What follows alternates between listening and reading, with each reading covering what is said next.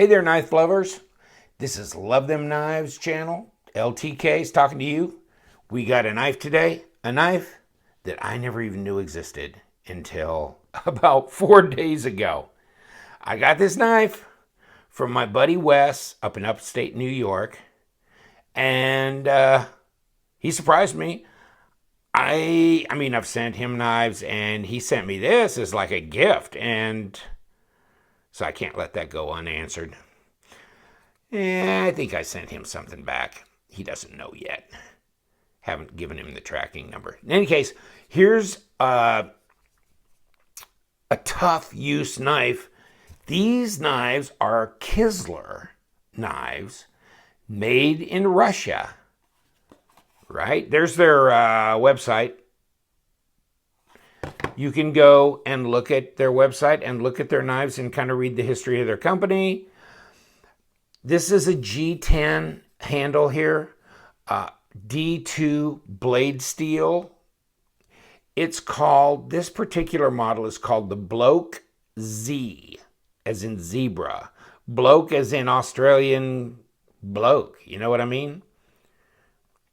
Kizlyar Supreme. D2 coated blade. Tool steel, right? D2 tool steel. It's got an interesting grind to it, a little bit like maybe SOG type-ish buoy, and which gives you a lot of toughness here for piercing at the end, right? I like that.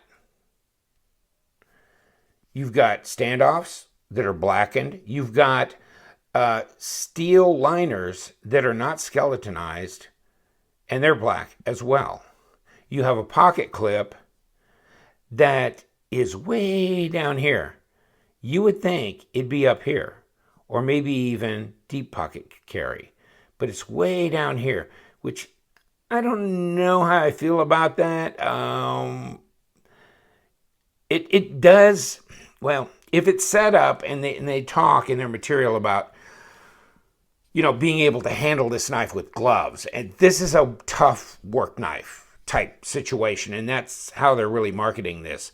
So yes, in that case, it gives you enough sticking up above your pocket to be able to grab with gloves. Tip up or tip down, but it's right hand only carry. In that regard, you got a tubed lanyard hole. You have some aggressive texturing here, both through the liners and the G10 scale, so that it can make contact in your palm. You have some jimping here. It's not terribly useful right here because it's below the top of the scale. But here, yes, for a thumb ramp. And of course, very nice to have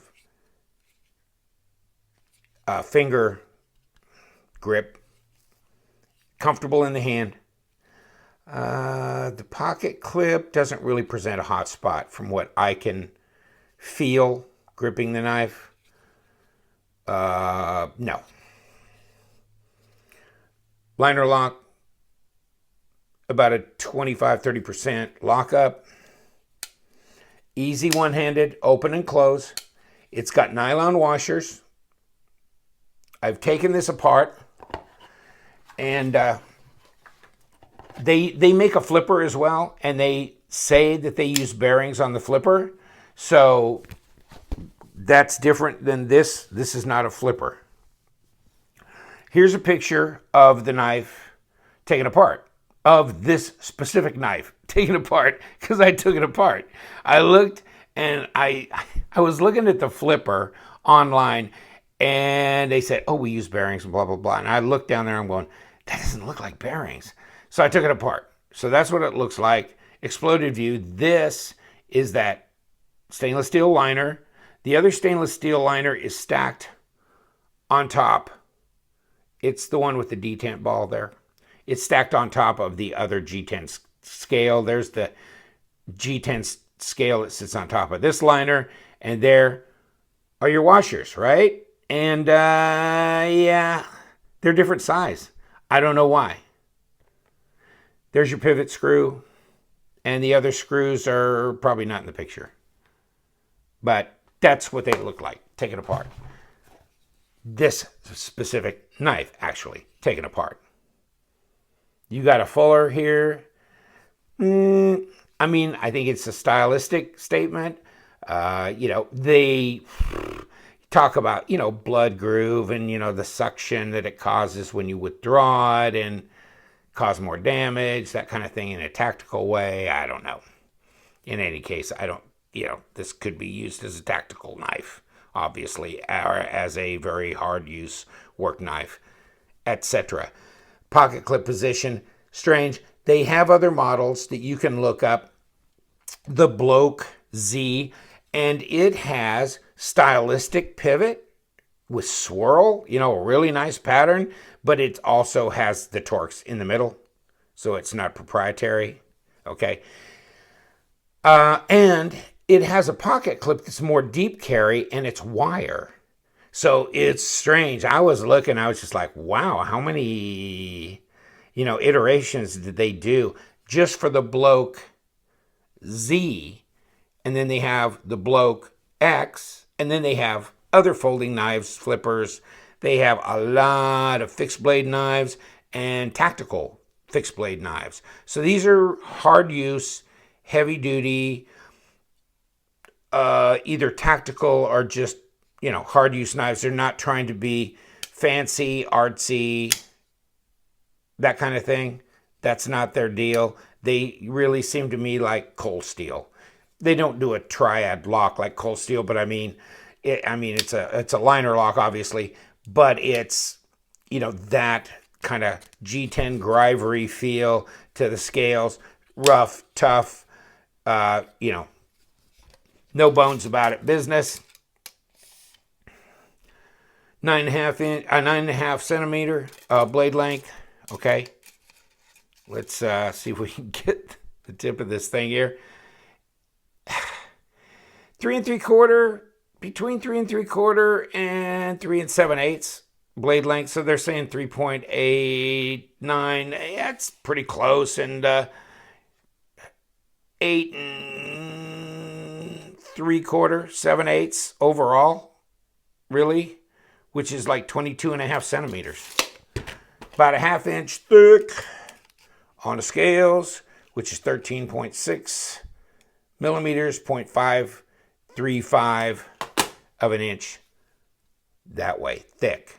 The stock is 3.5 millimeters, but I'm just going to show you, right?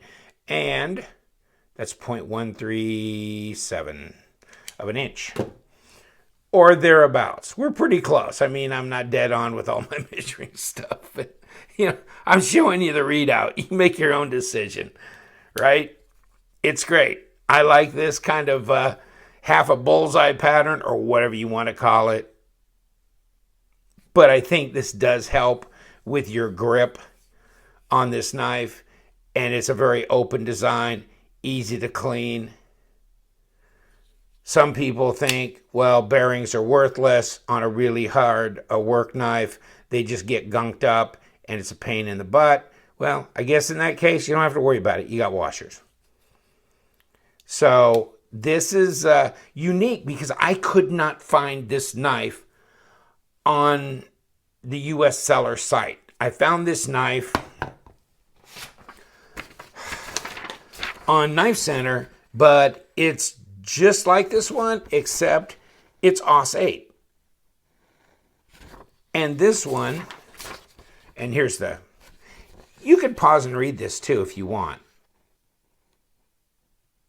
So it kind of tells you their whole deal, Bloke Z, Bloke X, basically almost a 4-inch blade, heavy duty, G10, blah, blah, blah. And then it gives you the breakout here. They're saying 440C. Well, does that say AUS 8? Wow, okay. Never mind, this is D2. I couldn't find a D2 on Knife Center. I couldn't find one on Blade HQ that had this same pivot and this same pocket clip. The one I just showed you, the OS 8, yeah, it had the same pivot and pocket clip, but it didn't have it in D2. The one that was in D2 had a stylized pivot and a wire pocket clip. Drives me crazy. I wonder if this is not a European version. But I'm just saying. In any case, I'm sure if I did enough search, I'd find this exact model. But, Knife Center, Blade HQ, I don't care where you go if you want to buy one. I got no dog in that fight. It's just, I'm kind of fascinated. I thought I'd throw this at you because I didn't know anything about Kizlyar. Sorry, I was, and God only knows how many other knife brands I don't know about. I thought I knew a few. I guess I don't know as many as I thought. There's so much out there. It's like being a doctor. You got to specialize. You can't just cover the whole industry. It's very, very difficult. But this was really cool. It came in a box, and it came in this plastic baggie, and it came with paperwork such that it is a card, right? And their warranty. On the other side, probably not in English. No, it's not. But that is. So there you go.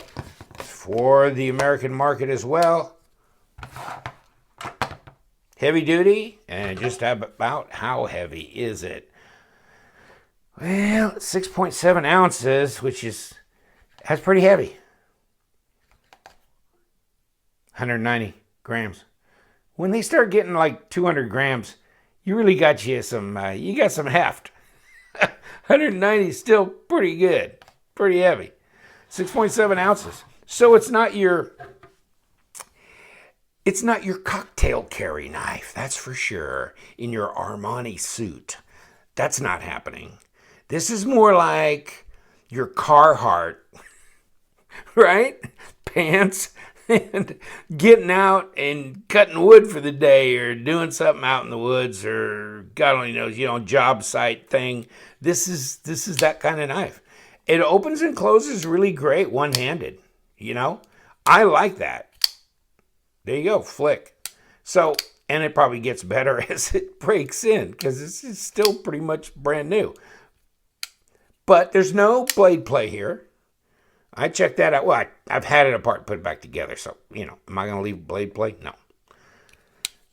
Then again, when I did put it back together, I cranked down on this just a little too much.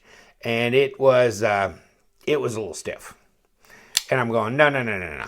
So I backed it off to where there was no blade play, but I'm not crushing the nylon washer either, which is a good thing.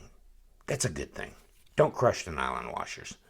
Just leave well enough alone. If you got no blade play, you got no lock rock, and the blade is centered.